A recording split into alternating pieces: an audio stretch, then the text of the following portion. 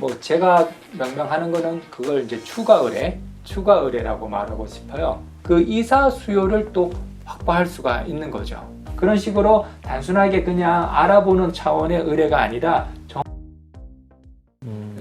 근데 어떤 분들은 되게 바쁘고 의뢰가 많이 있고 잘 되는 사람들은 항상 그러는데 의뢰가 왜 보통 없다라고 얘기를 하는 걸까요? 그 기본적으로 의뢰가 이제 많아야지 계약을 많이 할 수 있는 건 맞는 거지 않습니까? 네. 그런데 이제 그 의뢰도 약간 요령이 좀 있긴 있어야 될 것 같아요. 뭐 광고 열심히 해가지고 의뢰를 창출시키는 방법이 다 제일 기본적인 것 같습니다. 그리고 계약하신 분들 다시 뭐 2년 후에 집구할 수 있지 않습니까? 그렇죠. 보통 그런 걸 보고 이제 뭐 재의뢰 뭐 그렇게 표현할 수 있을 것 같은데 그런 걸 통해서 또 의뢰를 만들어낼 수가 있는 거죠. 그 두 가지는 사실상 기본인 거고 그건 반드시 우리가 추구해야 될 것 같아요. 의뢰를 더 많이 받을 수 있는 방법이 뭘까요?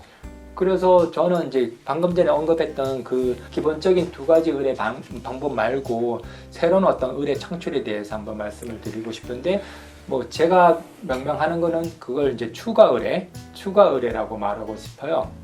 추가 의뢰. 네, 추가 의뢰. 대충 감이 오실지는 모르겠지만 어떤 의뢰가 들어왔는데 그 의뢰에서 멈추는 게 아니라 그 의뢰하신 분한테 다른 의뢰가 없는지 물어보는 거예요. 물어본다고 돈 드는 것도 아닌 거고 물어본다고 뭐 신뢰하는 것도 아닌 거지 않습니까? 그런데 의외로 그런 물어봤을 때 새로운 의뢰가 또 생긴다는 뜻인 거죠. 아, 마치 옷가게에 갔을 때 뭐 잠바를 사러 갔는데 뭐 바지를 사거나 예, 비슷한 느낌인 거죠. 그래서 한 분이 의뢰하러 오셨는데 즉 하나의 의뢰를 하러 오셨는데 사실상 하나 말고 하나 더 두 가지 의뢰를 받을 수가 있는 거죠. 좀 쉽게 설명을 해서 어떤 이제 건물주가 본인 어떤 사무실에 그 임대가 이제 세입자가 이사를 가신다고 임대 의뢰를 하러 오신 케이스가 있는 거예요. 그러면 당연히 부동산 입장에서는 그 해당되는 층 임대 접수를 받을 거 아니겠습니까? 네. 그 임대 접수만 받고 끝나면 뭐 하나밖에 없는 거잖아요.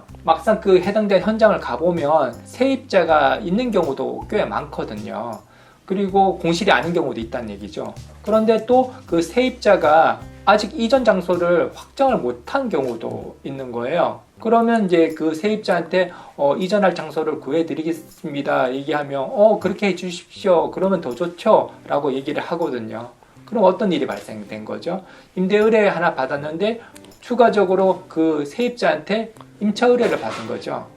의뢰가 하나 더 받게 된 거네요. 그렇죠. 추가된 거네요. 그래서 두 가지가 생긴 거죠. 그 다음에 또 다른 하나의 케이스를 한번 말씀을 드리면 어떤 건물도 우리 그 매매 의뢰 받는 경우 꽤 많지 않습니까? 그렇죠. 네.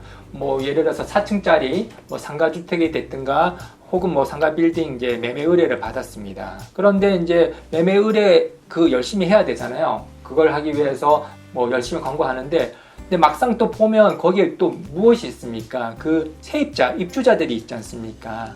그러면 매매를 하게 되면 만약에 임대 사업자한테 팔리게 되면 그런 경우는 없지만 개발업체 혹은 신축을 하는 경우도 많지 않습니까?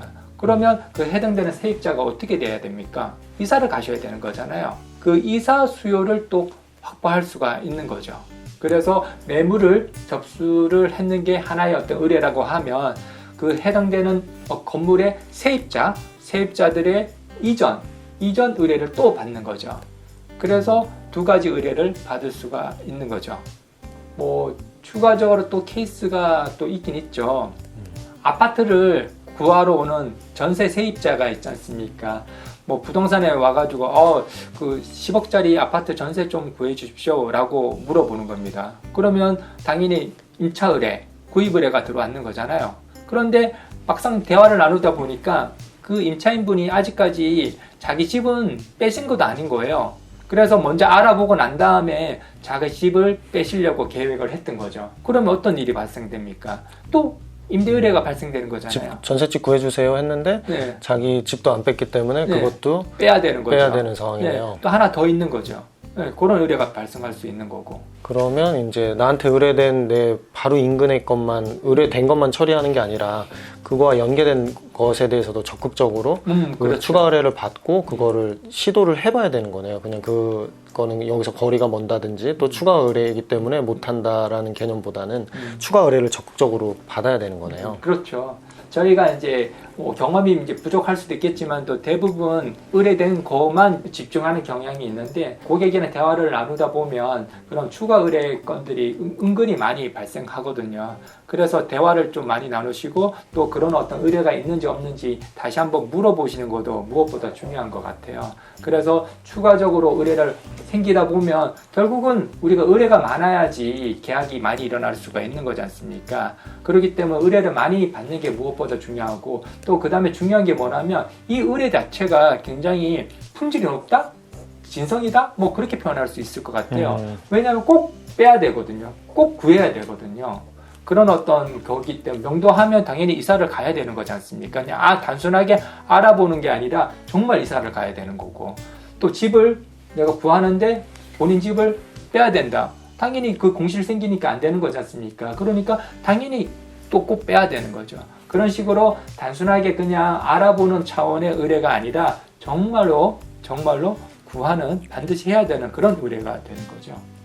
네, 그 성공을 위해서 오늘 추가 의뢰에 대해서 말씀을 해주셨는데 네.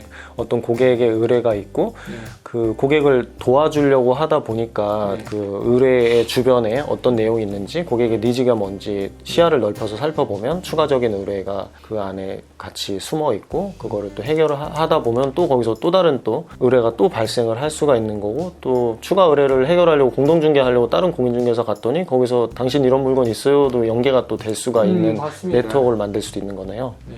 모든 일이 그럴 수 있겠지만 항상 그 한 곳에 머물러 있는 게 아니라 계속적으로 확장시키는 게 무엇보다 중요한 것 같습니다. 꼬리에 계속 물고 늘어날 수 있는 거죠. 그래서 하나 갔다가 두 개 했다가 세 개 이렇게 계속 확장을 해 간다 그러면 충분히 우리가 원하는 즉 의뢰 건수를 늘릴 수 있을 거라고 보여집니다. 네,